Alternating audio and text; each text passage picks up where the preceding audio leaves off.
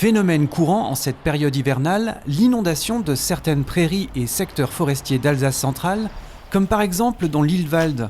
Cette année, avec la fonte d'une neige abondante et beaucoup de précipitations, la quantité d'eau est importante. En fait, l'inondation fonctionne comment ?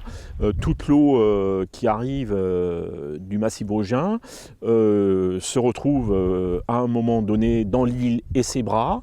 Et forcément, tous ces cours d'eau finissent par déborder dans un premier temps et recouvrir l'espace. Cette eau ensuite rejoint la nappe phréatique et dans un deuxième temps, c'est la nappe phréatique qui fait la deuxième phase de l'inondation, c'est-à-dire qui déborde tout simplement. Ces périodes d'inondation sont essentielles. Elles présentent plusieurs avantages. La nature se gère très bien seule. Elles sont utiles parce que déjà elles réalimentent la nappe phréatique, on vient d'en parler, qui est notre réservoir d'eau potable, mais en plus elle est filtrée par la végétation présente ici, et donc la qualité de l'eau est améliorée.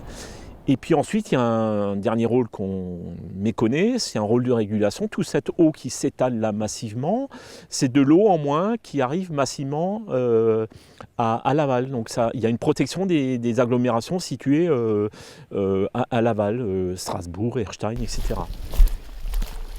Les crues hivernales ne posent pas de problème particulier aux gestionnaires des forêts. Tout au plus, une surveillance accrue de certaines parcelles.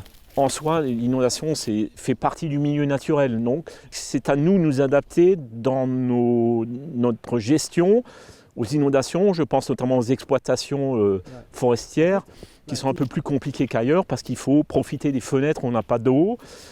Ça complique aussi un petit peu le débardage parce que souvent les sols sont détrempés, les dégâts de débardage sont plus conséquents parce qu'on n'a plus de gel. Donc il faut jongler un peu avec tout ça, mais on a un peu l'habitude. L'autre gros souci que nous avons ici, c'est que nous avons énormément de clôtures autour des plantations et avec les inondations, souvent ces clôtures s'ouvrent du fait des emblacs, etc. Donc il y a un suivi à faire pour que les animaux ne rentrent pas dans les engreillagements et ne commencent à manger les petits arbres qu'on a plantés. Pour retrouver une telle quantité d'eau en Alsace centrale, il faut remonter à une dizaine d'années.